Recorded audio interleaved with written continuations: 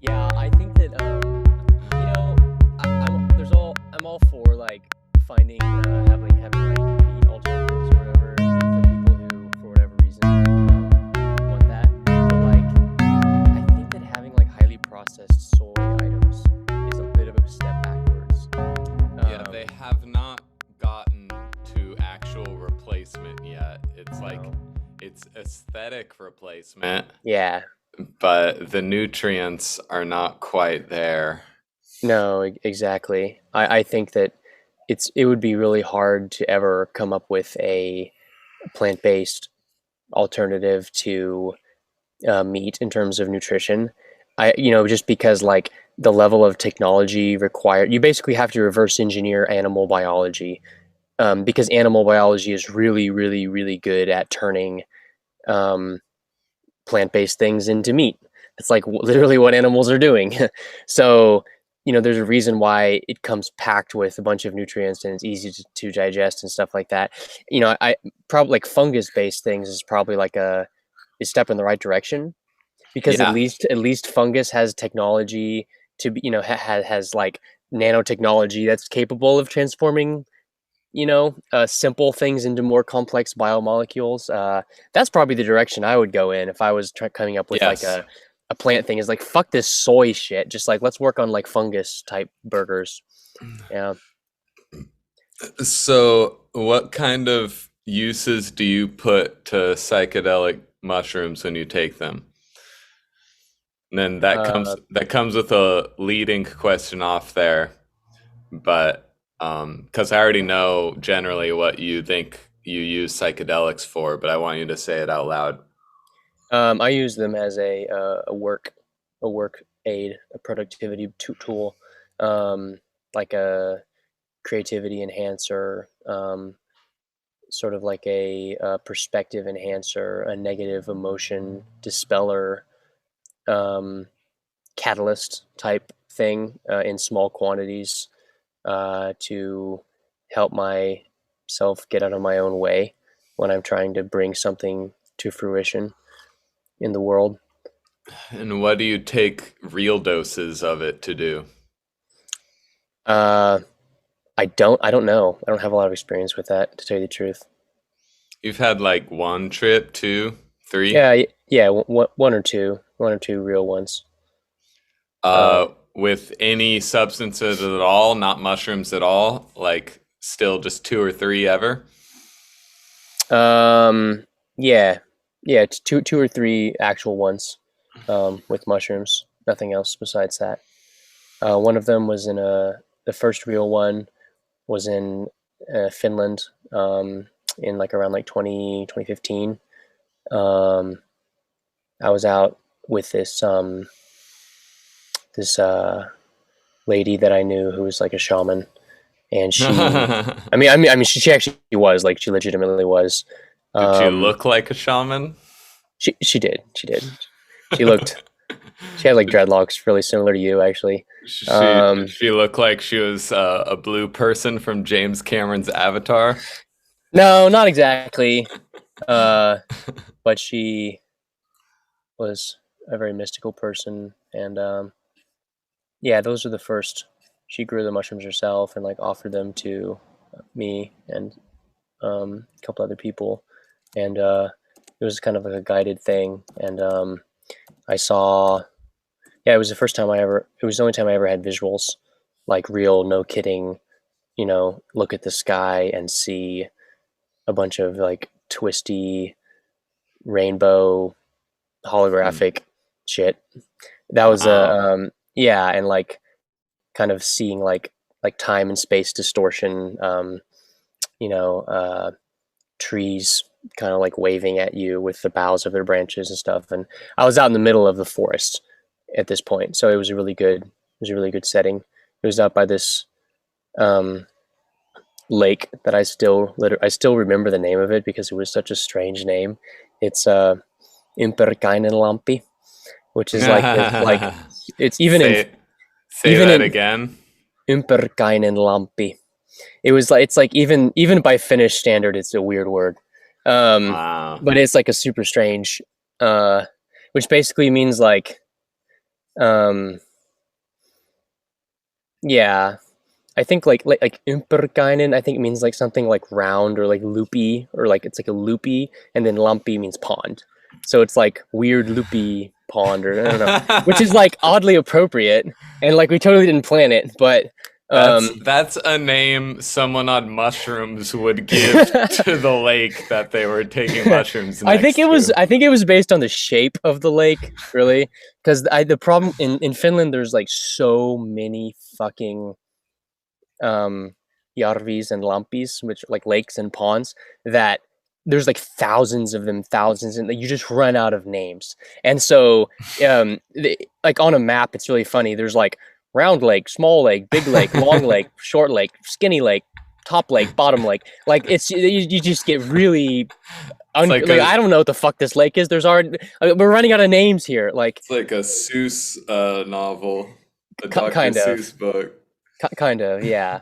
And there's like yeah, like if you look on a map, there's probably like 100 different like Mustalampis, which is like brown pond. Like, oh, this pond is brown. You know what I mean? So yeah, Imagine that. and they're all weirdly similar, but also different at the same time. I just remember, yeah, I'll always be able to find my way back to that exact spot if it ever strikes me. So the leading question is, what are some previously unthought of uses you could use psychedelics for? I had a few ideas about this, but I'm just going to venture into the realm of hypothetical if I do. So maybe you should take it. But I want to know what you said, what you Okay, thought. I was thinking as well, I had a couple ideas. One of them, I think the most realistic out of the two is for divination. Um, What's the unrealistic one then? the realistic one, I mean, relatively unrealistic one would be um, elucidation of truth, if whether someone's lying to you or not, um, Huh. which is kind of tangentially related to divination, I guess. But like, I guess, I was going on this, um, kind of just thinking of like, what does it really mean to get into the present, to go really high resolution on the present moment and try to see into the character of the present moment with a really high degree of fidelity. Um, I think if you were to see the present moment with a very, very, very high degree of fidelity, it would kind of give you a kind of divination, because you'd be able to Yes. perceive what's coming next, perhaps before you ordinarily would be able to elucidate that. Because you do divination on a day to day basis. Anyways, it's what your mind is doing. It's an organ. It's a divination organ. Um, it's a way of projecting patterns into the future and like with a high degree of certainty about what's going to happen, depending on how much experience you have in the past to draw in from. So like your mind is already at this little present. It's already transforming the present into the future in a sense. So I just think like disciplining your mind and trying to focus it on one specific thing, you might get a little farther than you ordinarily would, just than based on doing it unconsciously. Uh, yeah. Yeah, if you had the two uses you posited just now add to each other, I think yes. If you have a clearer view of what's happening and what people are saying and what your experience is, then the projection your mind is making into the future is based on much more stable data. And I do think you get legitimate projections into the future. Um, it's just that it's always a probable future. Yeah. Even even if you see this full blown vision of what's to come, like that's still like a probable vision that is even more like likely to be changed now that you've seen it in a way.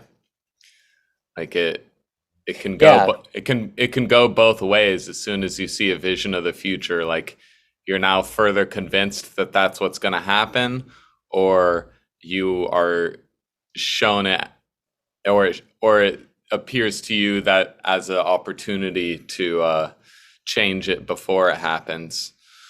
And so in both your answers you have assumption that you're getting a valid perspective by taking a higher dose of psychedelics.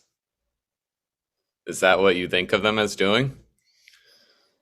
um, I think of it as giving you a potentially larger perspective, um, but it can just as easily throw you off the right, throw you off the tracks. I think, um, and that's why. Well, well, I guess what it is it's like it's the trade off between um, truth and the ability to describe it, or the ability to perceive the world and the ability to describe, formulate thoughts about the world.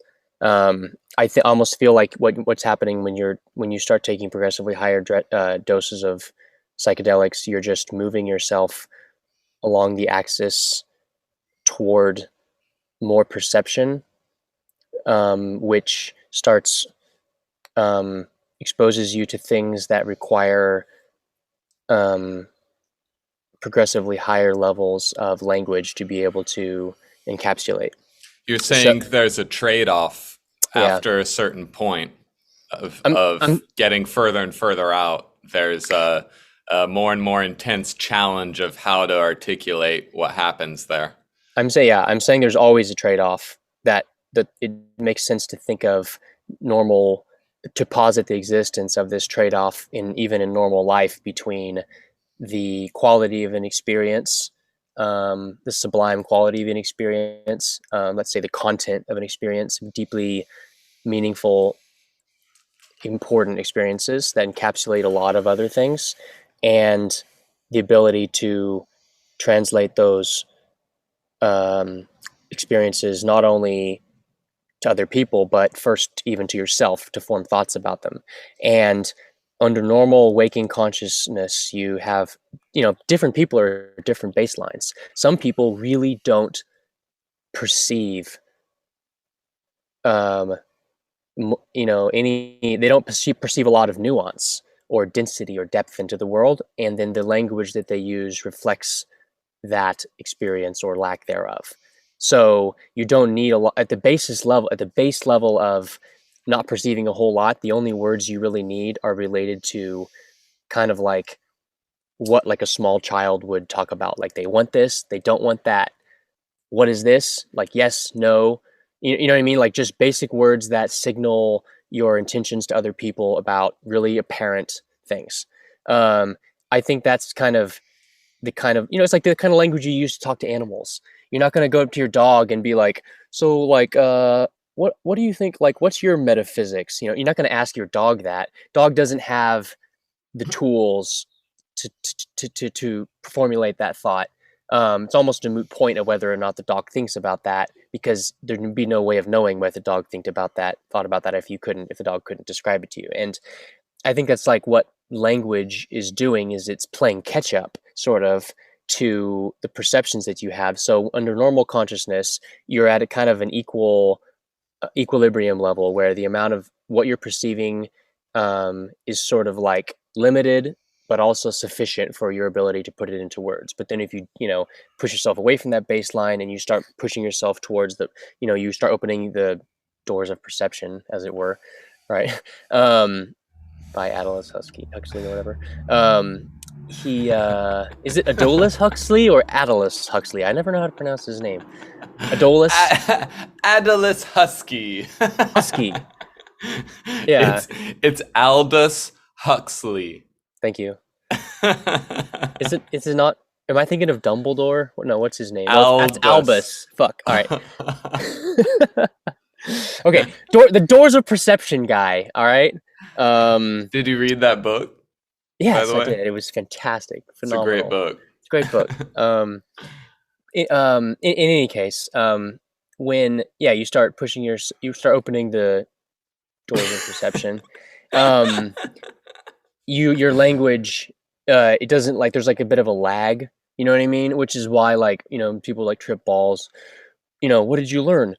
uh, uh, Everything's and then so like that inability to say it is what creates like the distilled trope versions of like, oh, everything's connected, bro. Like, well, yeah, sure, that's great. It doesn't Yeah, contain a lot of information.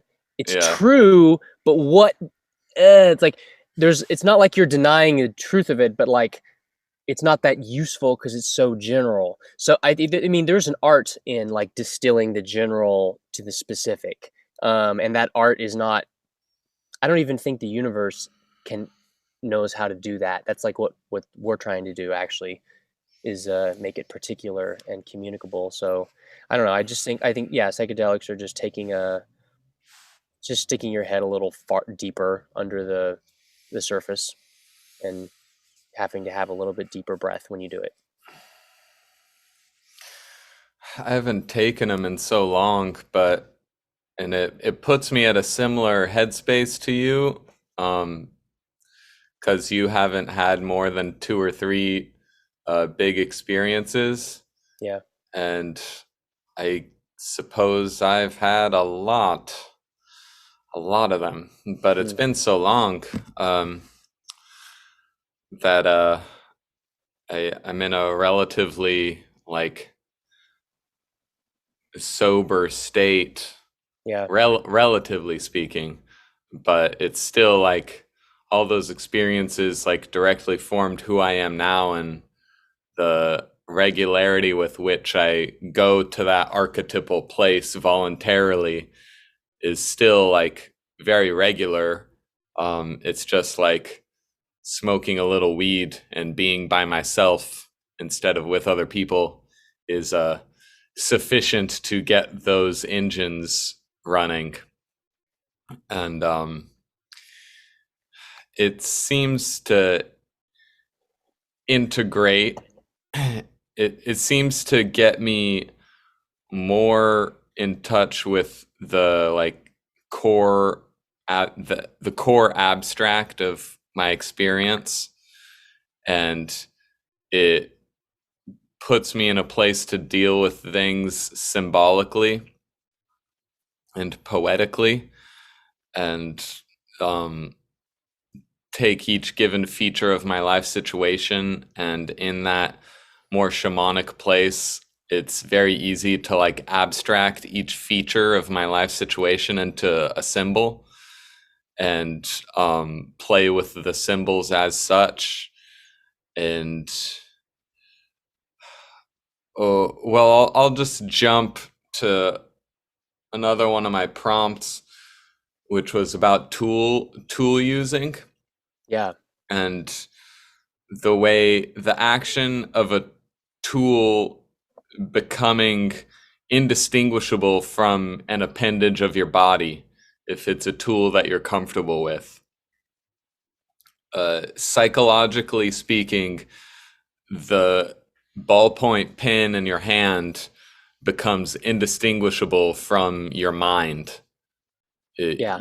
You are, when you're writing with the ballpoint pen, uh, and not questioning the phenomenon of writing itself, like because you don't know how to write yet or because you're too high. Yeah. If you're not questioning it, then you're thinking through the pen, and uh, if you're doing something constructive and creative, you are building reality with the pen. And every tool integrates with your human physical organism in that way. Once you learn how to use it, the keyboard of your computer is your mind thinking. Yeah. It's an extension of your mind. Yeah. Um, so the prompt itself went from there to say that any abstraction is, if it's made by a human brain inside of a human body, inside of a three-dimensional universe, every abstraction that you achieve in that medium has inherently the code within it to circle back around and integrate with physical reality in an expansive manner. So the further out you get in terms of abstraction, the more challenge it is to create the way in which that abstraction is successfully integrated with physical reality. But the mere fact that a physical being is creating that abstraction mentally means that there is a latent route of that flight of fantasy Hmm. back to physical reality. Interesting. So I think that's one of the first glimmers of Atlantis, or the celestial spheres that poets and Terence McKennites intuit when they see these realms that are possible to the human mind through psychedelics. Your soul immediately intuits that there is a way to integrate this fantastic experience into the normal physical experience. Um, by being novel, though, completely novel, it means you have to get pretty creative and have a lot of follow through strength to create that integration yourself. But the latent pathway is there to bring those experiences into a sober, normal physical reality. Yeah. The I think, what one thing that's very interesting is um the way that you said a minute ago how when you um have this, like when you take psychedelics and it moves you into a realm where you're able to perceive things more symbolically.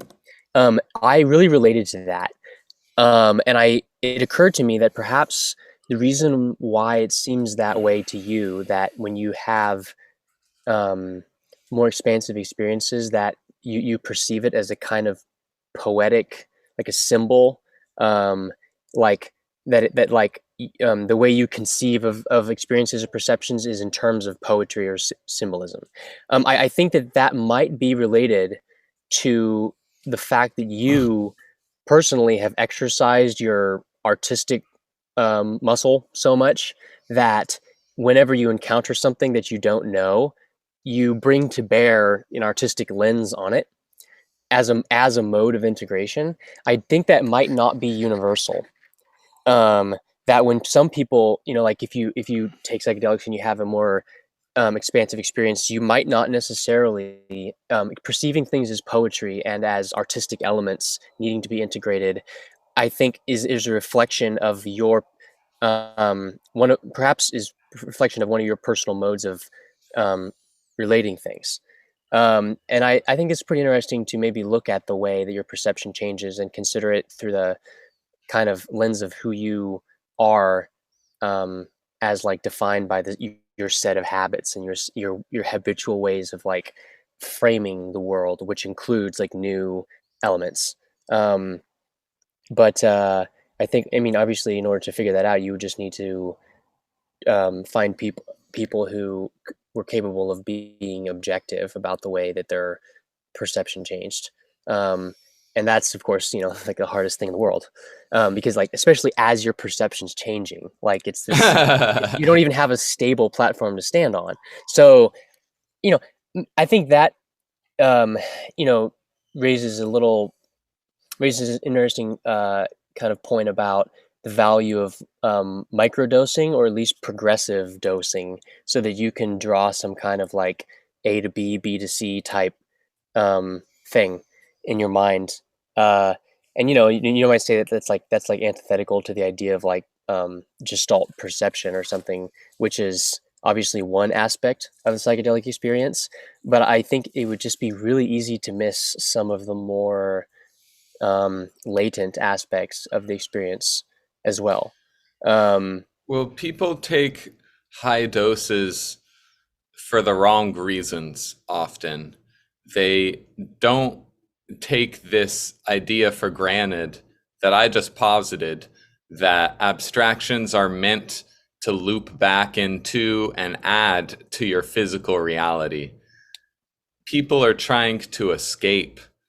Uh, people are accepting this false belief that physical reality is an inherently limiting experience, and not a true a, it's not a vision of truth if it's physical. So this illusory belief goes, if it's physical, then it's not real. It's tainted by some crucial illusion. And to the extent that people subscribe to that, they often view large doses of psychedelics as a way to destroy the illusion of physicality. And it's not the point at all to uh, build physical reality with what you experience out there. When that is the point of it, yeah, you're not going to take a heroic dose, um, except at the end of a very long iterative path of development, of integrating bigger and bigger trips into your own life. And uh, someone who loves their life and loves physical reality and is seeking to explore it and expand their experience of it, is going to take a little bit at a time, is taking drugs to improve upon their sober life.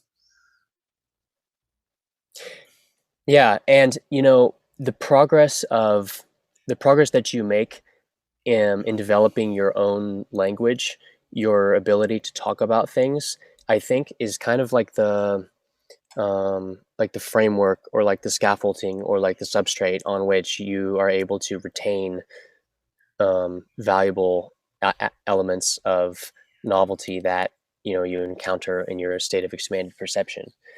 So in a sense, it's like a linguistic project that has to run in parallel with your sort of psychonautical new territory exploratory activities. Like the those I think those two things work in tandem with each other. I think they're meant to, yeah.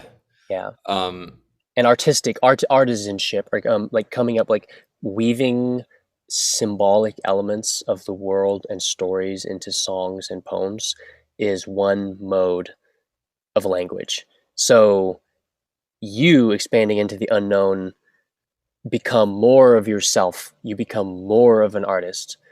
Um, I don't know. I wonder if like a boxer or something took psychedelics, if they would just want to like they would have like a physical confrontation with reality, and like that's how they would conceive of things. That's kind of a crazy example, but that's what I'm getting at. Is I think it's so hard to know like to what extent your language, your set of abstractions informs the new experiences that you have. Because like like what Terrence McKenna always said about how like one of the weirdest things about the DMT experience anyway is that you're still you still have a sense of presence and you still have a sense of ego, and you're just like the world changed, but I'm just still an observer. I think is one of the stability of that point is a very notable aspect, and I think that kind of almost that stability of perspective has to be sponsored by a set of like very deep seated perceptual and linguistic tools that you use. Because if you can still recognize yourself as an observer, even that in that like crazy ego death experience, you clearly have some vestige of a perspective.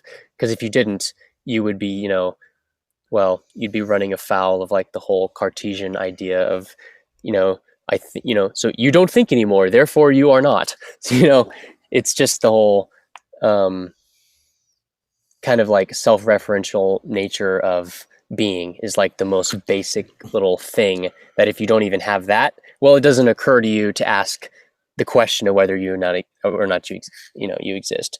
Sort of like the black hole singularity is being a way of like hiding a paradox from nature so that it doesn't have to deal with it mathematically. There's been that idea put forward. So I think that's, your stability of your basic perspective is something like that. It's like the singularity of your consciousness without any content whatsoever. And what do you say to people and the idea itself? Many people espouse this idea that ego death is the proper goal of psychedelics, to completely lose your sense of personal perspective as the goal of doing these things. Um, I think it's a way of talking about it, and that I think in truth, it's really hard to know whether or not people are having the same experience that they're referring to as ego death. You know what I think? I just Mm. answered my own Yeah, yeah. question, Right. so you'll have to pick up back on your answer when I'm I'm done. curious. Because the way you responded just immediately made it clear that ego death is a cliche, and Oh, yeah. I didn't take it seriously. it's like it's a shorthand for a basically subjective experience Yes. that's completely unique to every single person who has an experience that they then apply that shorthand to. And you know what I think is creative laziness. Like, they have an experience that is outside of their conception of themselves and has at its center something not themselves as the perceiver, and they don't do the work of integrating that experience fully into their physical sober life as a person with a name, with friendships and a career. um, it's so much easier to just say, I experienced ego death, thus my ego has no responsibility to account for what happened. It's something that just happened to you. Yeah. It's outside of the realm of where I have will, so there's Yeah. no need to exercise my powers of will to Yeah. account for what happened. And that's where you get this idea that like, oh, it's just like you're just watching a trippy movie for a while. Like, I don't know what all those squiggly whatever, yeah, just like, yeah, you're not digging into the content of it. It's redolent of escapism to me. Yeah. Yeah, it's Um, like going to the cinema, buying a ticket, and then walking out at the end just a little to bit dazed to and just blinking in the to sunlight. just get away from your rotten, disgusting self for a few Yeah. hours. Yeah, totally. I mean, and that's an example of the culture at large creating a kind of the technology of escapism, like not psychedelics, but like media of various kinds. I mean, like escapism through media was a thing that primed the population for escapism through profound subjective experiences that Th- were like th- induced by drugs. this is why this theme I brought up of further abstractions Yeah, create greater opportunities for integration. yeah, This is why this is a crucial idea for me, is because I'm coming from the point of view of um, growing up in escapism itself, and mm, growing up taking for granted most of my life that I wanted to get away from myself and get away from the hard bed physical demands of a physical life. And those underlying assumptions were what caused me to go into the arts in the first place and go into psychedelic experiences itself. And so having a new self-generated lease on life that is that is directed at radical affirmation of the whole of existence, most centrally the physical experience, um, it's turning a new lens onto like, why am I even smoking a joint in the first place? It used to be for a kind of escapism, Yeah. but now that new developmental pathway on a different angle on experience, with my new attitude, it's presenting itself as a way to make physical experience better. Yeah. And before, I always took it for granted that I was just trying to get to a more interesting Right. place than physical reality. Yeah, But that hidden assumption is almost like it's like really deeply hidden in the whole discourse about this is like, well, of course we're going somewhere else, right? yeah, yeah, and that's not good. That's not good. That's not the right way to go somewhere else. Um, Going somewhere else should be part of a hero's journey cycle where you're going out there to bring new value back to the home village and integrate it into the culture you came from. Yeah, I like this idea about going into the physical world. It's almost kind of like just um, disabusing yourself of the illusion that the physical world is somehow mundane.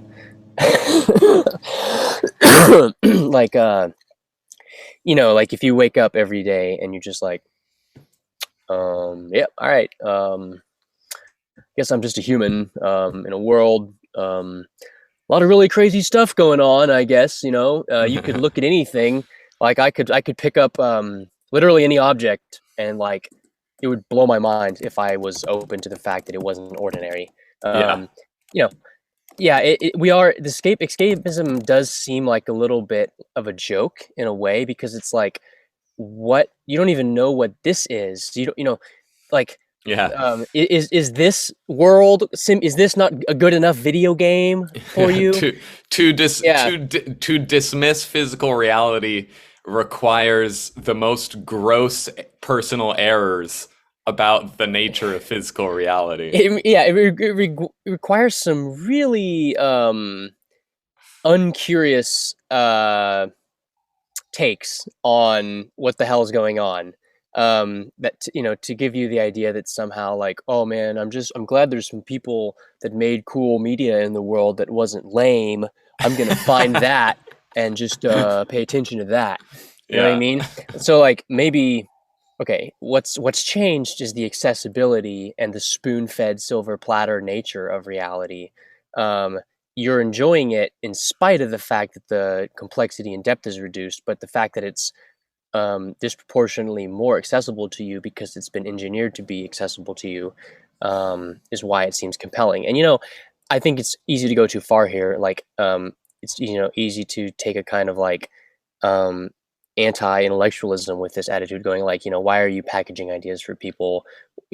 Art is just like like you could think of like, oh, the Marvel Cinematic Universe, like, oh, there's an opiate of the masses, like the kind of um, thing where you just like realize that um, everyone knows someone who's like whose mind is completely consumed with pop culture to the extent that those are the only metaphors they can use to talk about anything.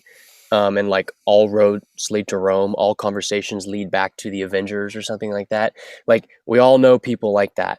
Yeah. And um, there's kind of like a double-edged thing there because like on one hand it's like cool, it's really cool to take a specific intentional um, appreciation of some like artistic thing and um, become sort of like it's a kind of art in itself, like it's like a celebration of some of like a conscious creation. But yeah, just like anything else, it's at some point it's not clear whether or not it's voluntary that you're in that mode of consciousness or not. um, I really really like the idea of using. I think it's actually a very countercultural idea from our perspective to use psychedelics to more simply appreciate and contend with the basic facts of your own life and what it is you're trying to accomplish and do in this world. Like, Yeah. it starts to sound like very, you know, like it starts bordering into the kind of like realm things that are not usually considered psychedelic, like day-to-day decisions or like your business or something that you have. But Yes. those are truly the key to some pretty crazy novelty when taken to the extreme. Like, think about like the doors that are opened by having a successful business. Yeah. That's a lot more doors that can be opened by the most insane video game that you could ever become like a super fan of. Yes. So yeah, it's weird to think about that. There's definitely a cultural bias in our society towards mapping the psychedelic experience onto the fantastical and animated, almost to the point that like I'm pretty sure Western culture came up with the idea of animated cartoons in psychedelic trips. So then we got um, the younger generations, which are perfectly happy to live uh, their entire lives, if possible, on Twitch and on Minecraft and on the internet in general. Yeah, that's pretty crazy. And there's, I've had this what is it, a bias, a romantic notion, an intuition that the future generations, that each generation comes into a world situation that's made for them. Like they are born into this internet generation with the skills to thrive within that world. And there's a natural animal rightness to their fascination with Fortnite and Minecraft. And it's at base level, it's just a good thing. They are excitedly, emphatically engaging with the world they find themselves in. And they aren't questioning that it's good or not. They're following their passion, they're following their fascination, and they want what's new. And maybe it's the responsibility of older people to give them values that aren't dependent on Minecraft and Fortnite, like give them real world skills and stuff. But maybe also it's our responsibility as older people and generations older than us, their responsibility to just stay out of the fucking way Yeah. and let the younger kids create their own integrations of video game culture back into physical reality. Yeah, it's definitely it's hard to say who has responsibility for what, if anything, and that's why I usually think it's simplest just to think that, well, no one actually has any responsibility at all to do anything. Um, People can do whatever they want, and the only thing that stops them is by running into some obstacle. That's, I think, what's going to happen. We don't know where the fuck it's going. We don't know if it's a good idea or a bad idea that there's millions of people living in a virtual world. I guess we'll find out. I don't think that there's a principle that can allow us to know for certain that like, oh, this is going to end badly. Like, well, yeah, I mean, anything, if you zoom out far enough, ends badly, but then you keep zooming out and you see that it was a good thing, and then you keep zooming out and you realize it's a bad thing. You can take higher and larger and larger perspectives on whether or not something is good or bad, depending on what wave cycle, calling our previous podcast about that, you're looking at. So yeah, the best you can do, perhaps, or the most objective you can be, the most subjective you can be, really, is how it makes you feel. Like, what kind of aesthetic does it create in culture, and how is living in that aesthetic and living in that milieu shape the basic, like, what kind of emotional experience does that create? And I think the emotional experience of being a millennial looking at you know, virtual virtual kids is like kind of like hopeful curiosity.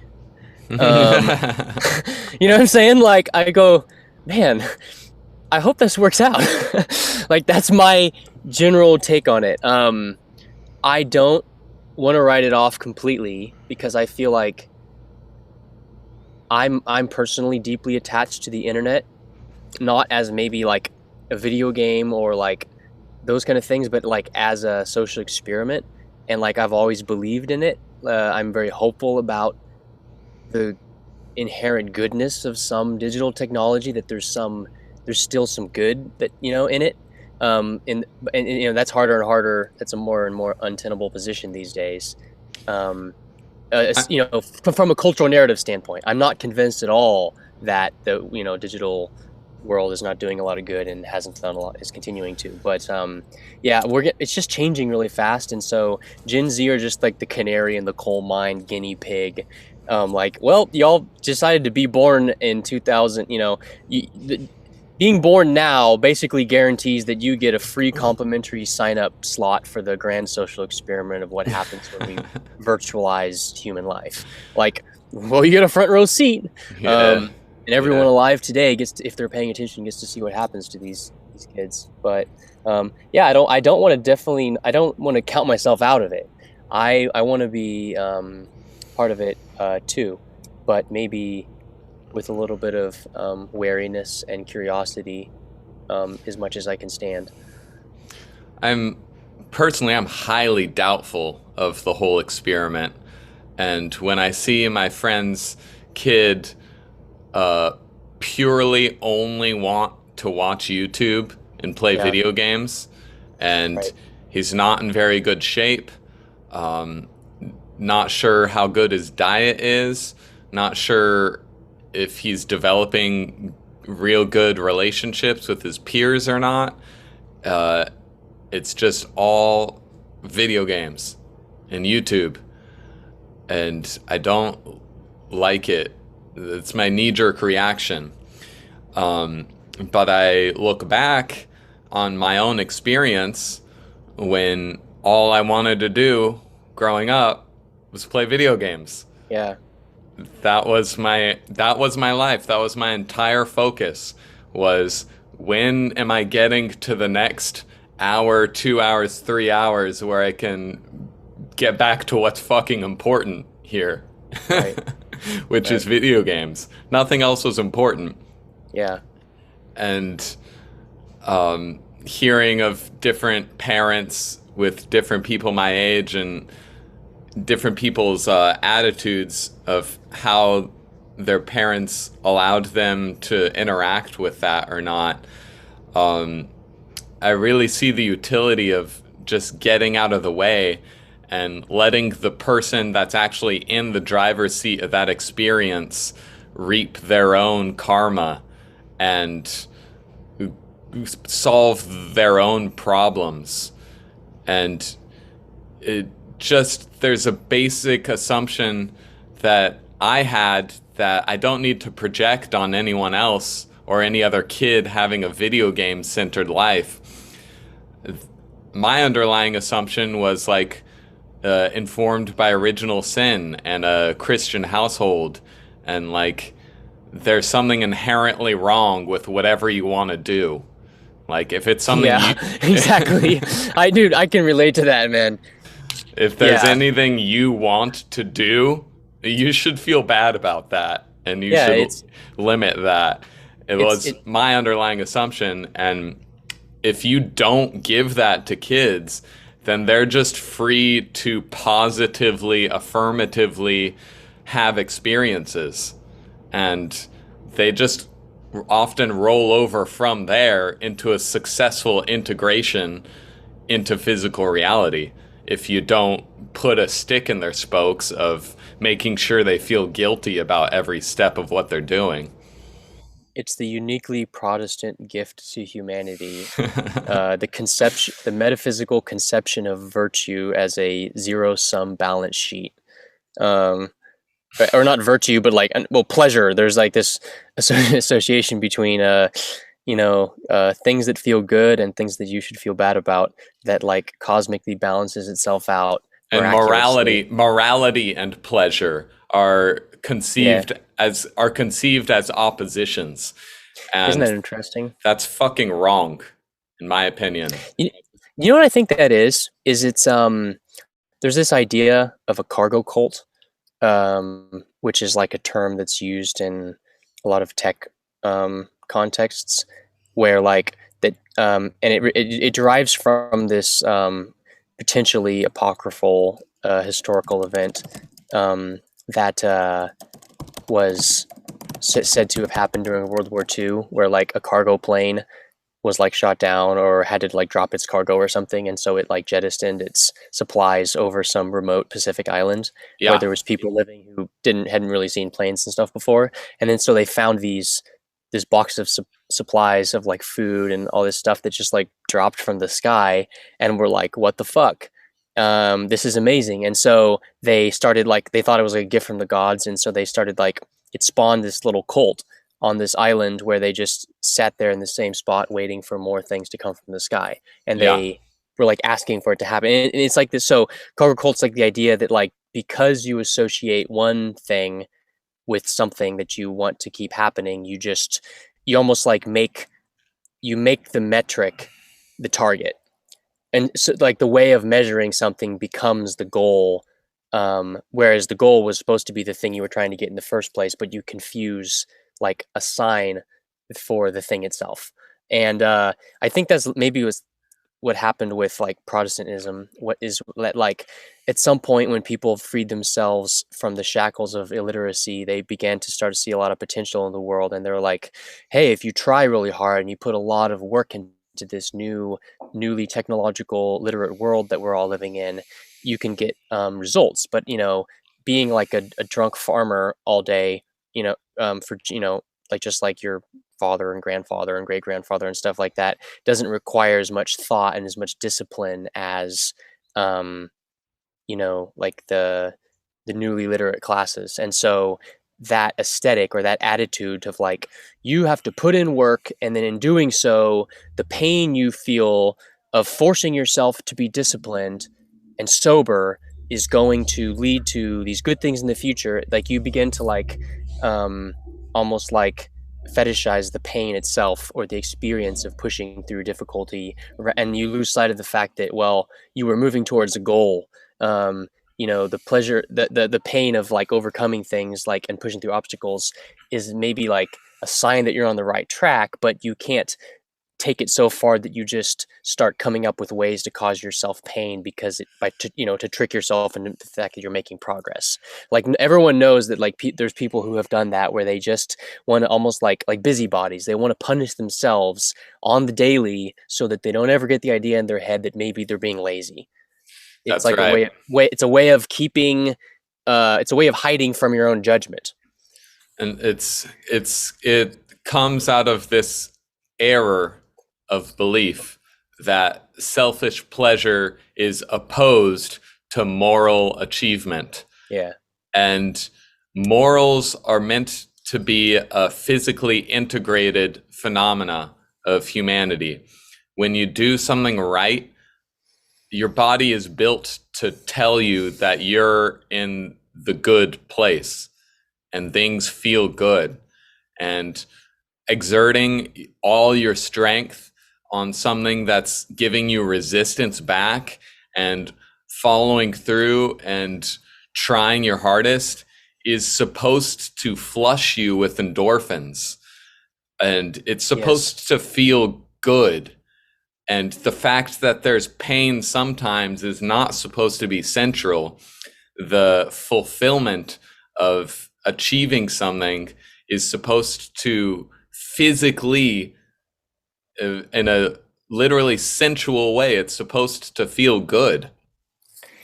Well, it comes down to whether or not you have a basic faith, um, that you can rely on your own emotional responses to things, your instinctual set of emotional responses to some things feeling good and some things feeling bad.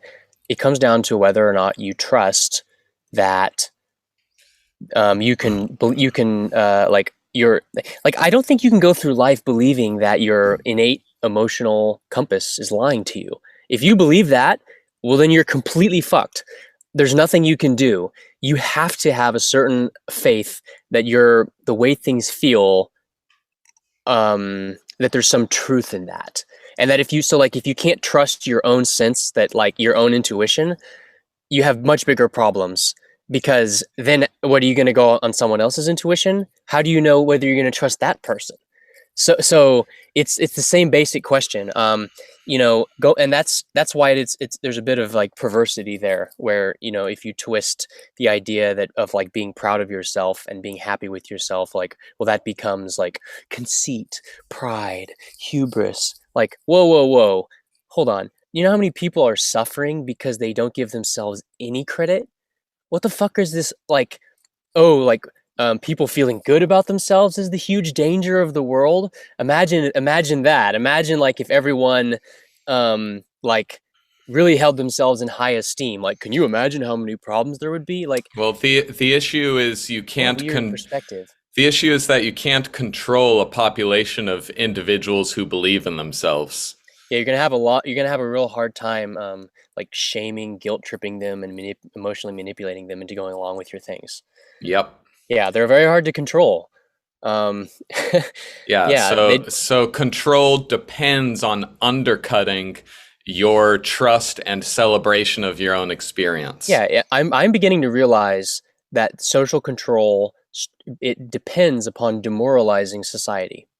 It depends on uh, uh, selling this distortion that physical personal pleasure is opposed to helping the world, and Yes. being a productive part of physical reality is opposed to meeting your own desires. Yeah, I think the reason why, there's so much, like, all the selling fear, hate, division, and apocalyptic, terrible visions of the future is such a big business, because it makes people really fucking pliable. And I Yes. think that, you don't even have to be plotting some kind of world government takeover or something to see the utility in this. Like, maybe you're just trying to get people to buy your shit. I mean, like, and then making them feel like garbage is like a way of, just like lubricating them a little bit to make that happen. It's totally happening. It's like on a societal level scale, and, there really is no other place to begin other than your own life to do anything about this. You can't preach this gospel to people, without being kind of an example of it yourself, because then you come across as totally phony and hypocritical. Yeah, so in my own life, what that looks like is circling back around to my childhood fascination with video games, um, unpacking the distortion I was carrying, that Yeah. physical reality was something I needed to get away from.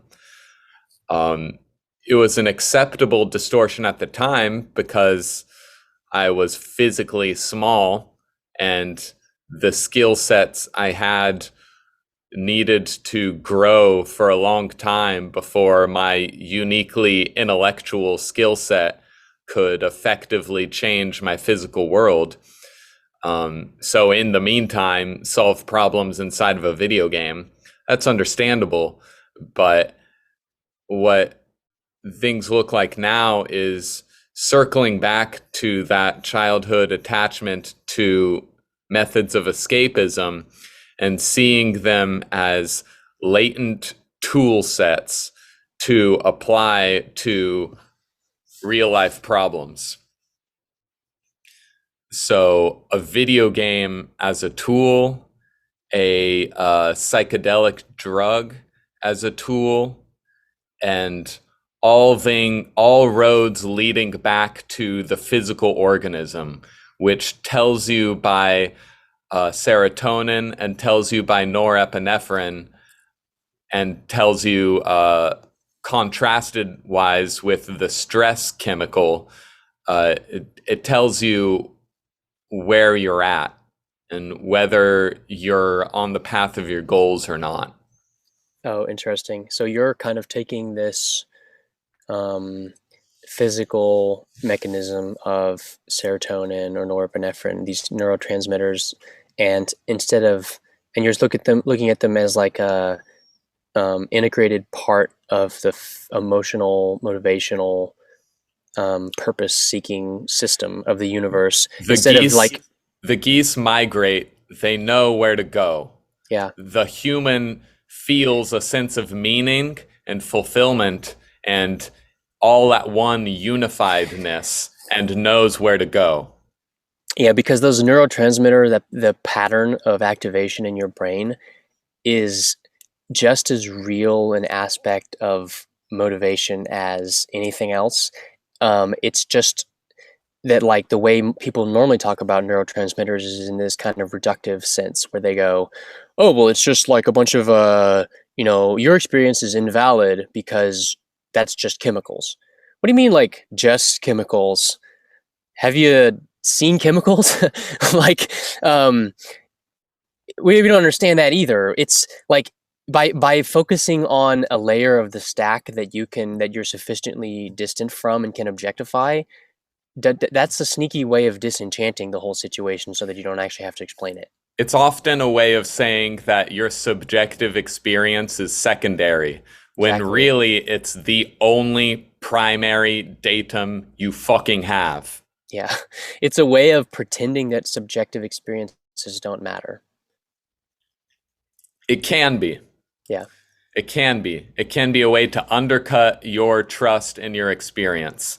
It's supposed to be a way to grapple with the physical experience in more and more effective ways that are universal to every human, uh, even though each human is having a different subjective experience. We've grappled with things on the level of chemical interactions enough that we know how to help each other better. Um, but you got to have your own experience as primary, as the first cause, simply because that's the only truth any of us can be sure of. Yeah, absolutely. And that's what's it's interesting to just think about the way, like, our language reflects that like we um are always casting things that we don't understand um as metaphors, that involve some kind of like personal uh enfranchisement for our own perspective. Like, we imagine ourselves in different roles, and that's why, like, celebrity gossip is a thing, that, like, the showing this kind of like way of um, contending with reality, like providing a model for people to put themselves in the shoes. I think is why that stuff is like crack, and probably why video games are so incredibly compelling to people who are in like an adolescent stage of development, where you're you're seeding your own perspective as an adult with agency. And so, like, a system that allows you to do that in a very satisfying, high feedback way is Yeah. like fucking crack. And that's cool to prime. I mean, I think there's something cool about video games because they're like, it's art that plays on that kind of like need to progress or need to define yourself or be in place or something like that, or be part of a narrative or a team or a cause or something like that. Well, it often Mhm. puts you at the center of a Yeah. narrative that needs to complete a mission that the entire world can be saved. Yeah, isn't that weird how there's like video games are the realm in which that's allowed to happen, but the world outside, despite in reality being the most open-ended, unbounded video game that there is kind of constantly you're constantly fed the idea that actually you don't have agency. Actually, you can't change your reality. You have to accept some version of reality that's being handed down to you, and that actually everything is a lot more ordinary than it seems. So, shut up and don't cause any trouble. See, Just maintain a people, low profile.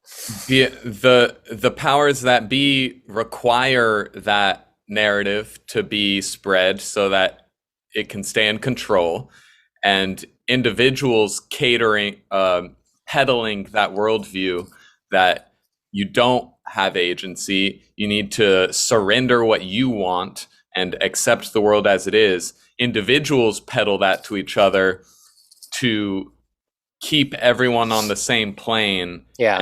and not be pushed by someone else's excellence into a personal realization of your own shortcomings.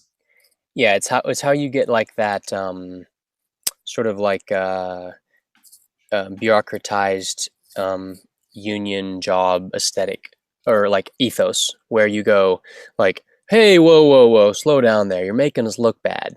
That's right. Um, yeah, and so that becomes this sort of like, we're not gonna, like stop uh, creating uncertainty for the rest of us by doing things that are unpredictable. That I think it comes down to even just like a general aversion of ostentatiousness or novelty, expressing novelty, um, like in general. Like I think this ethos extends beyond like the work metaphor. I think it goes into a whole realm of like fashion choices is one example. Like, isn't it weird that um, men and suits and like hats and shoes and stuff like that is like this monolithic symbol of like public uh choice in dress that is like stands in like extreme contrast to um well, like what happens when you walk into a thrift store and there's like 99% of the racks are like women's clothes, and so you find like in the corner there's like one rack of like blue jeans. You're like, oh great, there's one pair of clothing in Yeah. this entire building that is like targeted towards me. You know what I mean? Well, I can't blame the store. The store is responding to the market, and the market is the result of like a culture attitude that like, unless you're the boss, don't dress up when you come to work.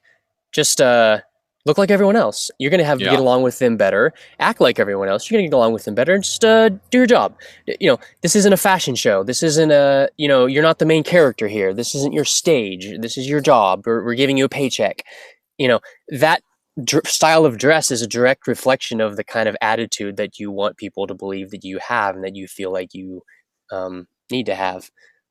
So yeah, I guess bohemian association with weird clothes is like a very like direct rejection of that idea. I had one prompt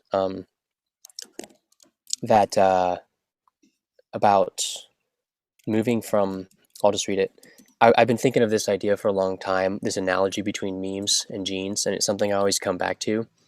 It reminds me of this anecdote about Albert Einstein when he came up with um, he started on the line of thought which eventually led to the formulation of the special theory of special relativity, which is the first time that someone had mathematically formalized the relationship between space and time.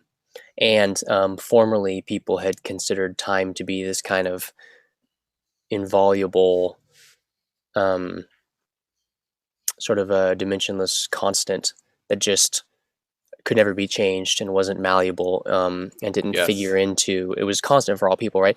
But yeah, the first clue that maybe that wasn't the case actually didn't come from Einstein. It came from James Maxwell, who's like famous for inventing the Maxwell equations, which describe how electric and magnetic fields work.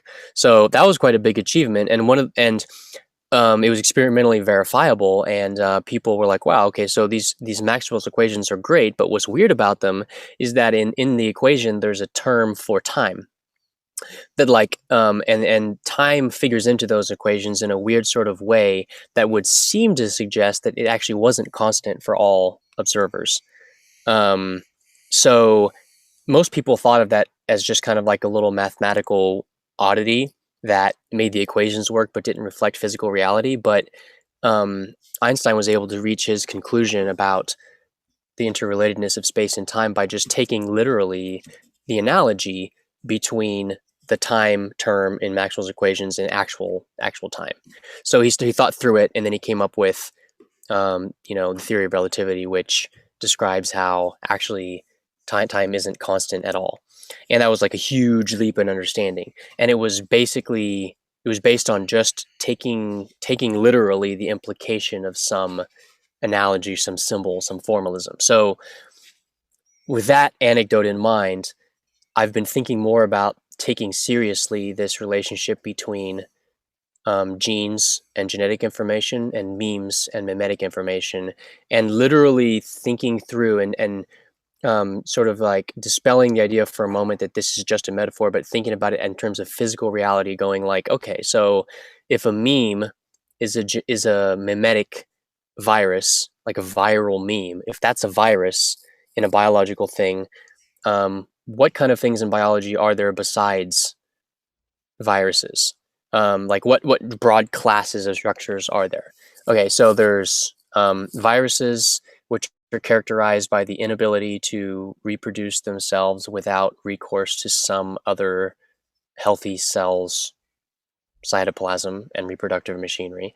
And then there's actual cells, which are capable of transforming just basic energy into the stuff that they need to reproduce themselves. And furthermore, something else that characterizes cells as compared to viruses is the ability to maintain homeostasis, the ability to create an internal region of order and stability around a local minimum of energy, without having the whole thing fall apart. And in order to maintain that homeostasis, they need to take in energy in the environment, but they do a kind of alchemy and synthesis and create their own region of existence. And Yeah. that's why they're the targets of viruses, because viruses can't do that. And so they hunt the things that can do that.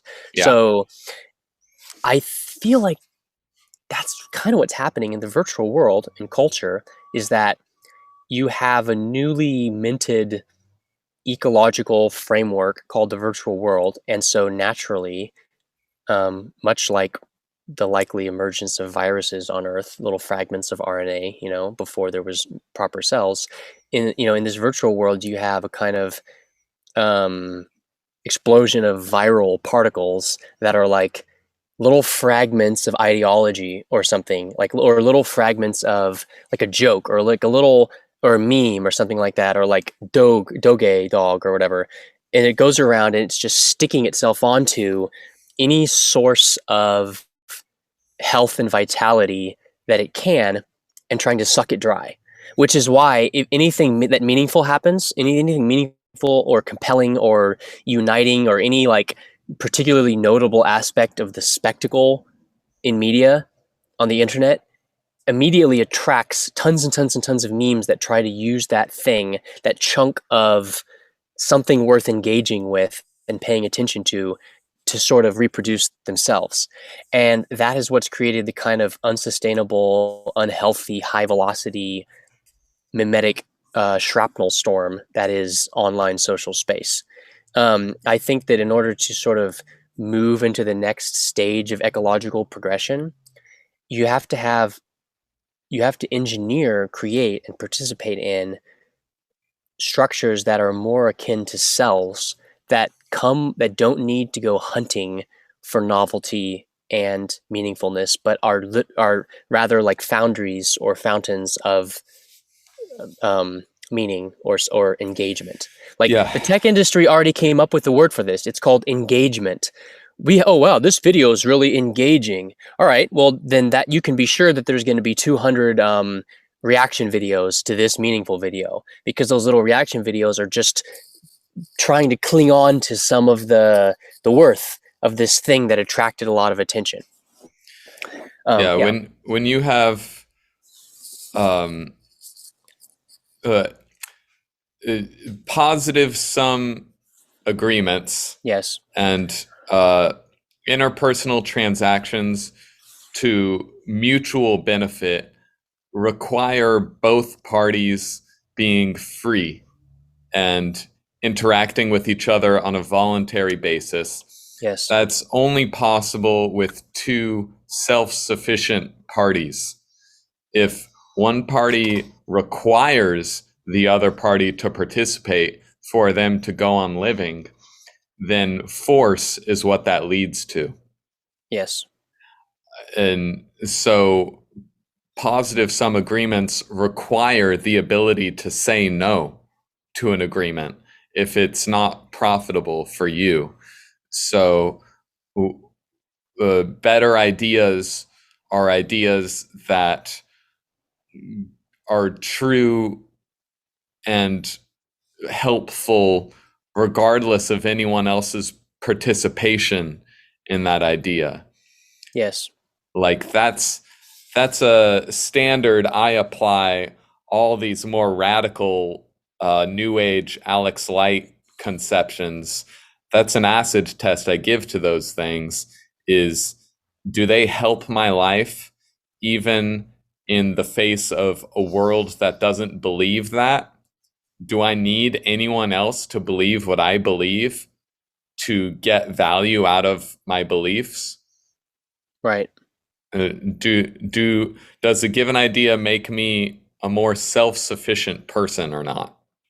Right. Or or or or is it an idea that I espouse it, and then when I come across someone who disagrees with it, I now have to fight them and change their idea because my idea needs other people's compliance to grow? Yeah, and the fact, if your idea needs other people's compliance, that is a sign that it maybe isn't that great of an idea if it Yes. requires force to support it. And so the ability to say no, as you suggested, um, the reason, I think perhaps the most fundamental reason why that's important is because without the ability to say no, uh, to freely say yes or no towards things, if you don't have that, if you get rid of that, what you're doing is you're disabling the mechanism by which um, the world can discover what is a good idea and what is a bad idea. Because you have to have an objective referee at the end of the day that provides the ultimate call on whether or not something was will continue into the future or not. And for animals, it's the ability to get energy. Um, if an animal can come up with, a species can evolve, biology can try to do whatever it wants. There's no limit on what kind of animal DNA can try to build. But at the end of the day, that animal has to prove its ability to get energy to reproduce itself. And Yeah. so the laws of physics are providing this ultimate referee function on whether or not genes interacting with them in a certain way, playing this game to produce this organism, is a good idea compared to another idea given a finite set of energy to begin with. And I think that's exactly what the political process is failing to do right now, is provide people autonomy to choose ways of functioning and come up with new games to play with each other that solve some problem, or create some kind of like stability or benefit to people's lives. Um, yeah, the political process is way too locked down to allow enough innovation and evolution to occur. And yeah, that's why I think there's this direct relationship between individual liberty and a functioning free market, because you can't have a free market if you have lots of people who are walking around pointing guns at people, telling them what to do. Yeah. um, a free market is the antithesis of people walking around pointing each other, because ultimately there's only two alternatives. Either someone is going to force you to live your life a certain way with violence, which is the basic consensus layer that we don't get to negotiate about, because we're physical beings whose like continued existence depends upon not being physically destroyed. So while there are people who have weapons in the world and are willing to point them at you at the end of the day to get you to make a decision or not, you disable the information processing capacity of the ecosystem. That's right. And humans are unique in their ability to consciously sabotage the ability of their own ecosystem to function.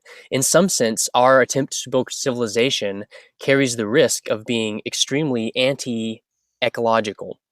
And this position of being anti-ecological is the favorite characteristic position of any kind of authoritarian anywhere.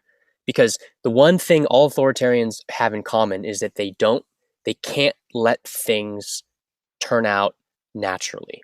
They just Yeah. can't do it. It's too risky.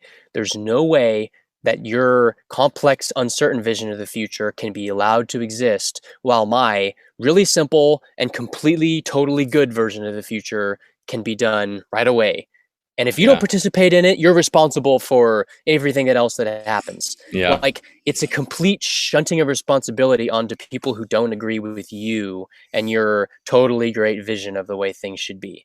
And what you're trying to do, it's just laziness. It's cheating. It's going like, no, the whole process of evolution and life and art and, the Big Bang basically is total bullshit. Too risky. Yeah. Listen to me.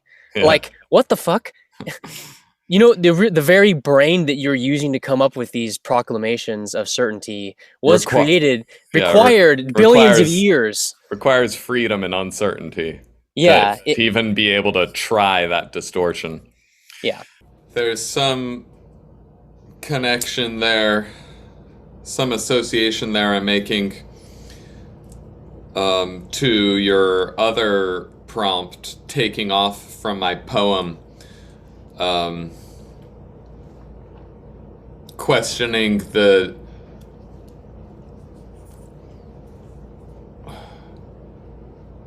contemplating the different qualities of certain questions over others. yeah, And what I was stating the poem for was to articulate in a new way how to find more generative ideas than others. That being one of our first clear senses in making this podcast together was that some ideas are generative and lead to better Alex and Stuart conversations, and some ideas are dead ends yeah. and lead to no further thought. Or talking in circles and about trivialities. And there's something about questions that inherently make them more generative ideas. And then within the realm of questions, there's better questions and dumber questions, as decided by how generative the question is. And there's a danger there of gravitating towards the questions that create very simple answers. And shying away from questions that cannot be definitively answered. But by that very trait, they are potentially more generative, because even after you answer it, the question is still there waiting for you again at the other end of answering it, just positing the same question again. And if it's a good question in this generative sense, it forces you to create more answers by asking it a second time. Yeah. Let me just read this poem so that people can have some context. This is your poem, right? This is not from anywhere. This is from your own mind. That's right. That's what I thought. Okay. A mind's sun, a mind's morning. The flowers grow with the speed of dreams, when physically they would wilt. Inwardly, they're out the window and free. Questions throw off answers as pollen. The full scenes inside the seed. Questions, the real jewels of knowledge. The world alive with uncertainty. The world requires uncertainty to live.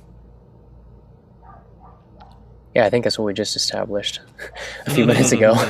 So it was Yes. the kind of ultimately fair nature of being, and the fact that no one's in charge is the reason why there can be any new ideas at all. And people who think they have the answers always try to deny that fact and pretend that they can create value ex nihilo, when in reality, the ideas they put into the minds of other people are not generative. They're just like mental viruses that cause them to seek out sources of meaning to fill their lives that are not going to be able to be used to build a machine to create their own meaning. And thus they're removing themselves from the generative part, from the generative stream of the world. They're becoming an eddy, and they're just sitting there burning energy. They're not contributing to the flow. Yeah. or short circuiting the Tao, as it were. And that reminds me immediately of one of my prompts um, being the question: what if there were truly no limits? And in our thread, I said that that is one of the pieces of my personal God image. Yeah, Is that question itself? That is that question directly confronts you with the God image. Um, Not in a far away way, but because it's a question, it invites you to try to fucking answer it. And that is a crucial aspect of any effective personal God image, is that it invites your participation in it. yeah. So, Stuart, what if there were truly no limits? That like I was actually God in the like biblical sense, and I could just You speak could and be if you right, wanted to, because there are right. no limits. Gotcha. I could so it could even be even wackier than that. It could be like, yeah, well, that's difficult to conceive of because you immediately. I mean, I immediately finding right now that the limit that exists is my imagination. That's right. Um, and it's like basically you can have whatever you're capable of asking for, which is a limit because you have to be able to formulate a thought about what it is that you want, and that's I think the ultimate fundamental limit is they say like thoughts become words, become actions, become reality. Yeah, at the bottom of that thing is the ability to come up with thought and vision and sort of conceive of like questions.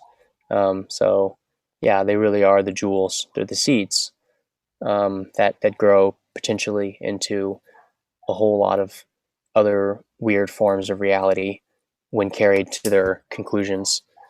Um, I think that answering the question more honestly, or like just like more straightforwardly without getting all metaphysical about it, I think if there was truly no limits, I would just want to.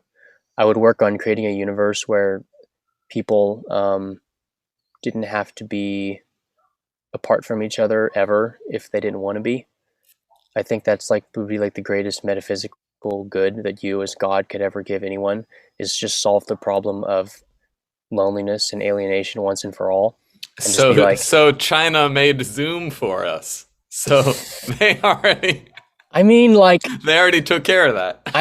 overcoming the idea of death in general. Like, I'm talking about like, you know, Death you know, would not part you from a significant other. exactly that, like that all the people you love and care about, that you could just vanquish the idea that like you could like some kind of thing where like no, we literally invented an immortal body. It's an indestructible version of the human body that you can control, that is literally invincible according to the laws of physics, and you can be omnipresent and omnipotent, and you have the whole cosmos to spend the rest of eternity with everyone you love, and no one ever dies, and it's fine. Like that would be the ultimate um, reality as I could conceive of it. I Um, think you would still have the crucial, heart wrenching moments of separation, even in that situation, because a soul is in a process of becoming, and souls change. And even given the chance to spend 1,000 years with your loved one, you would both be sovereign, evolving people over the course of that 1,000 years. And at some point, you would both then want to spend 1,000 years doing something else. And then you yeah, both would have to deal with that. yeah, and you could make it 10,000 years or 100,000 years or a million years, and it's the same story. That's Um, right. Given infinity, it's all the same question. Either it's infinity or it's not. Um, there's no, Given infinity, though, love is allowed to achieve its proper code of freedom because it's not a big deal to fuck off and be by yourself for 1,000 years, even if your family wants you around, because your family would know that they'll just come back after 1,000 years, That's true. There's and that we'll that, that then we'll connect then.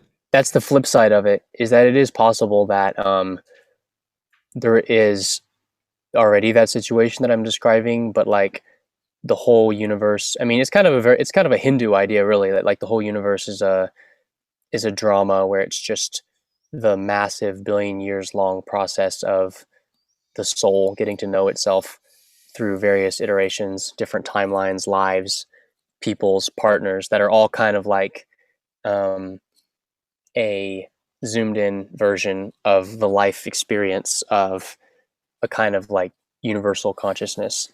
I think that that's the best.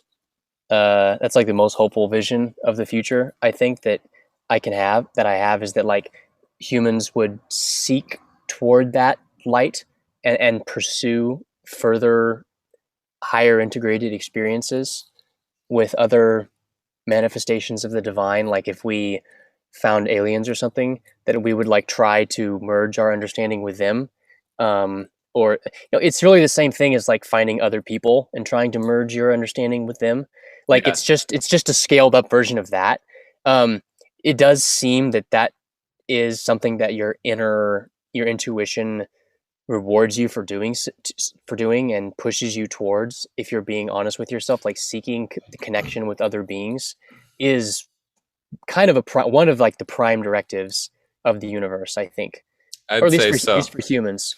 I'd say so. I think in the same way that your abstractions are inherently yearning to integrate in a helpful way into physical reality, I think the physical organism of, or the human species itself is yearning to completely integrate all its sovereign parts with each other. Yeah. Um, and that's an apparent oxymoron because it's completely dependent. If it's a successful integration, every part has to be a freely moving part, has to be free to say yes or no to any given human connection it comes across.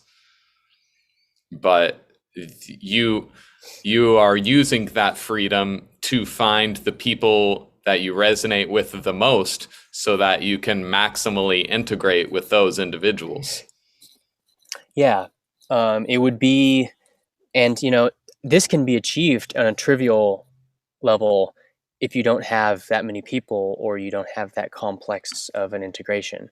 Like if you just had a few people living in a small like family village or something, those people can integrate with each other, and there can be a situation where no one is being forced to do anything, but everyone has their role and they just keep on living and life goes on. But there's something like a, you know, global scale economy, mass economy, where like everyone is interdependent on each other, but in these really not voluntary ways, that there's a tremendous amount of involuntary compulsion that forces people into certain roles to make the system work. And that is like showing you that as you scale up a system, it takes more and more work to do the necessary integration to bring people's interactions closer to this ideal of like voluntary integration, where everyone finds and is allowed to go to the place that they feel they're at rest at. Um, you can scale a system far beyond that equilibrium, and the equilibrium has to play catch up. But systems have a way of sort of calcifying themselves and blocking people from seeking further integration once it's locked into a configuration that it feels is stable and is working. And that's, I guess, kind of what leads to this image in my mind of individual freedom being a kind of elixir or lubricant to like grease the gears of the world to make things happen, because like just like injecting a little bit of agency into individual people so that they can locally transform their circumstances, um, to help the life people's lives be more integrated on like a voluntary basis. That I think if you translate this idea into um, like ethical terms, I think that's what we should be doing, is just finding ways to inject agency into people's lives, as like I'm trying to do to my own life. I suppose I wouldn't wish this on anyone if I wasn't trying to do it myself. I suppose the question of what if there are truly no limits is like the thought experiment of being completely sturdily wealthy Oh yeah. beyond the power of any force in the world to take that wealth away from you. You just had all the money to do anything you could imagine. Um, and then what would then motivate you from that point? It would be much more an experience curated by curiosity and discovery. And if there's any values in this world, if there's any like existential morals, you would start working on those more soon. Well, Elon Musk came up with his answer: And what was that? colonize Mars. That was his transcendent idea of what he uh, continued to push against, because it's like this challenge. It's this thing that allows you to continue striving for something that's out of your reach. Is Yes. like it's just basically taking. He's like, well, I mean, yeah, maybe he took the most optimistic path that anyone could have taken, which is like, um, yeah, I don't need to sit here and invent.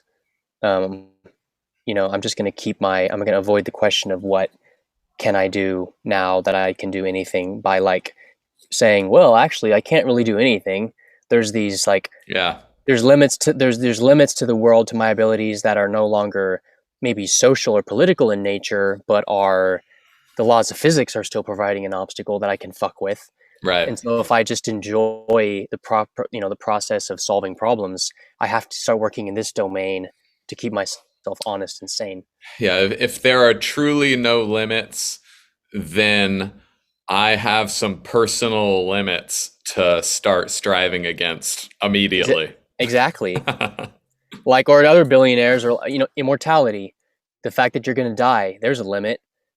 No one's enforcing that limit on you. That's a problem that just hasn't been solved yet, and it's unclear if it can be solved. So it's an open I don't think question. I don't think it should be solved.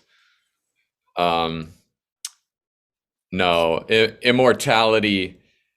Uh, the way scientists are working towards it now is assuming that the physical body is the final seat for consciousness to ride on.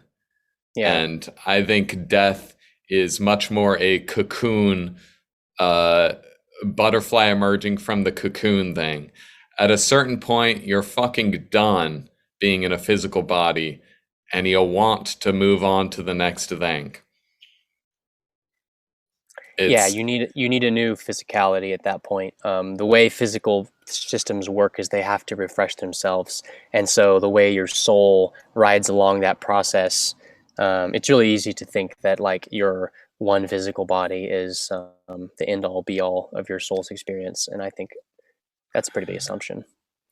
Well, I think it's a very quick way to realize our negative uh, bromide that humanity is a cancer. We could literally become a cancer by making physical immortality. Yeah. And I think that's antithetical to what the soul is trying to do. I think the soul has more work to be about than having a physical body can account for.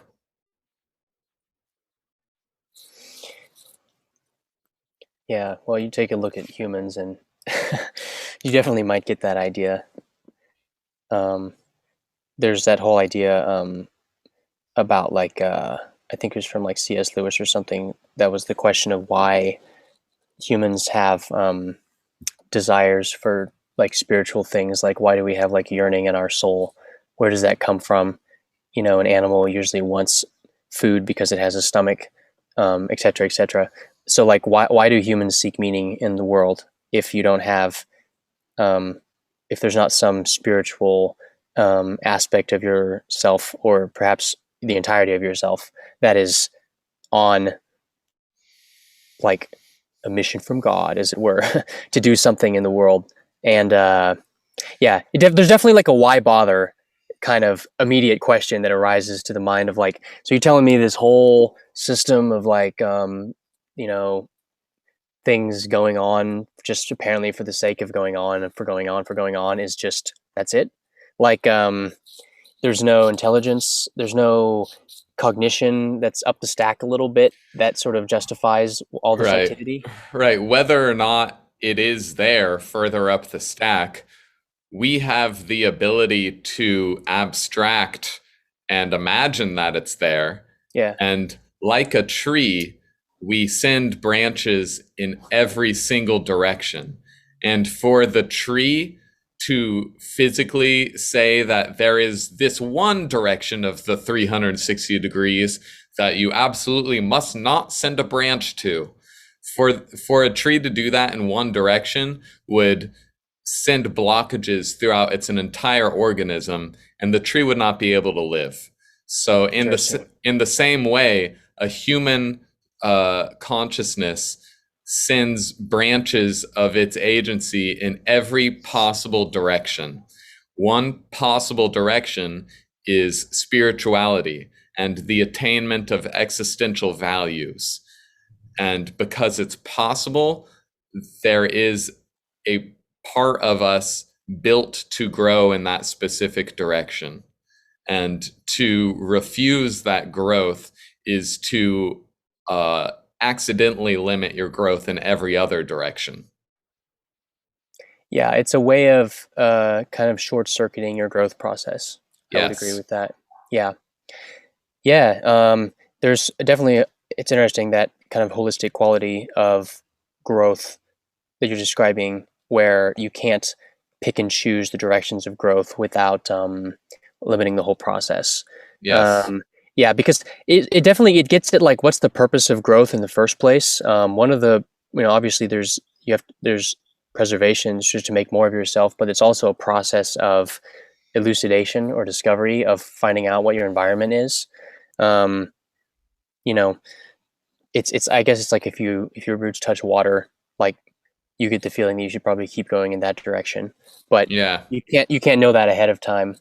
This is reminding me of that thing you said that one time about like the hot cold sensor. I think that's kind of what it is. It's just the Yeah. sense, it's the little sensory thing on the end of every single one of your tendrils that you're pushing out that's making you, in some regions you just go like, nope, pull back because it's like pain, like fuck that, I'm not going that way, or it's just like a parched desert or something like that. Um, you know, but yeah, that's in the ideal situation, everyone would be like a little seed dropped in a perfectly pristine bucket of the best soil where you could just go in all directions and you'd be fine. But we live in a jungle and there's like a bunch of other roots and stuff that's already trying to monopolize the sunlight and the space that we have. And everything is struggling against itself, but on a high level, it's the process of the world reaching equilibrium.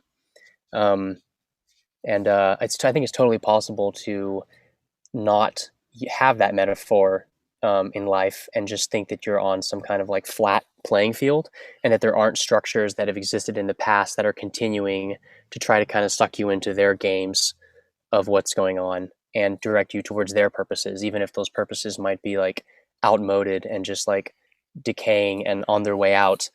That doesn't stop them from trying to monopolize the new sprouts and force their energy into like um working at some shitty job that doesn't matter or something like that, like taking a human life and potential and redirecting its conscious energy towards doing something that's of a very marginal benefit, or it has like a real serious upper limit on how far you're going to get. Yeah.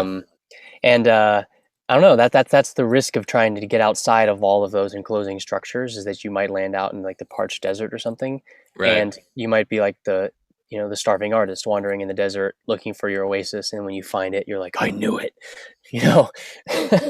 Yeah. It's like a more gamble kind of roll of the dice way of looking for water. So it's like you can go to like the watering trough and like crowd around all the, and you know, maybe get trampled by all the other wildebeests that are trying to get a sip at that well-known location, or you can just go wander in the desert for a while. On average, you're going to have a same level of success, but it's like, do you want it all at once, and do you want to gamble your? Do you want to contend with fate and like luck and chance, or do you want to contend with other people who are all fighting at the same trough?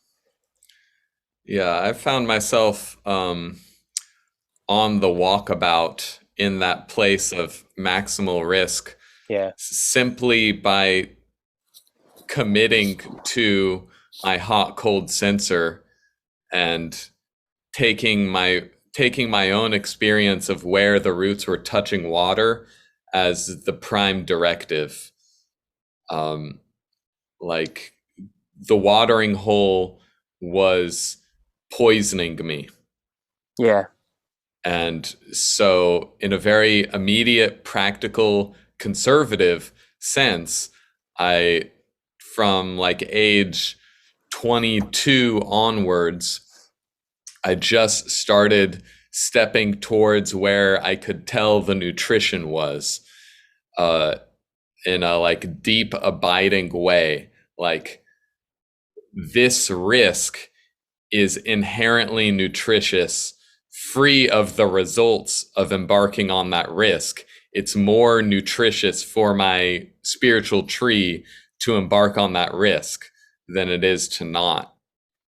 yeah, Um, and so a series of those very like obvious, immediate, practical, short-term decisions um, uh, put me in a place that's apparently really radical in terms of I have much different thoughts than most people. you've been on a walkabout. Yeah, having a much different experience than most people. Yeah, the walkabout thing is definitely a great image to describe. Well, to be honest, either one of our lives are quite. I think my walkabout was came from a little bit different direction. Is I never really found that the watering hole or the trough was poisoning me because I never was there to begin with. I just somehow missed that part of the world, and like Yeah, always was wandering on a walkabout, and I still am, and yeah, that's where I'm at. But yeah. like, so I don't know, but it's funny how it's a similar, really similar result actually. Um, that yeah, I don't think I ever even had a conscious rejection of like standard way of things, because like no one led me in that direction. No one took I me in just that. was always trying to make it work at the watering hole, uh, f- uh, and paying some crucial trade-off of personal meaning and personal confidence for the sake of remaining at that watering hole. Yeah, And at some point, I realized that I could live a life where I was confident in myself and happy. And I had just literally never had that thought before. And once I saw that that was something I could go for, I was like, oh, well, if I say no to that, then I might as well just kill myself right now, um, because that's like what life is for. yeah, Um, I didn't know you could go for that, and now that I know you can go for real fulfillment, the watering hole was immediately revealed to me as a way to keep saying no, no, no, not yet to your own hero's journey. so you're saying the purpose of life isn't just to kill time? This is new to me. Yeah, like fuck time. The fuck time. Like that's weird. In that just in that expression is built in a whole lot of a very kind of a pessimistic way of looking at things. just just killing time. Yeah. Wow. That could be, yeah. Killing time is a pretty. I mean, you could consider it. There's kind of a little bit of humor in it too, but yeah, it's time's doing pretty well on its own of slipping away. You don't need to kill it. Probably probably should be helping it out a little bit, Yeah, yeah. seeing what you can do for time, and maybe it can do something. You can do something. Ask not what time can do for you, but what you can do for your time.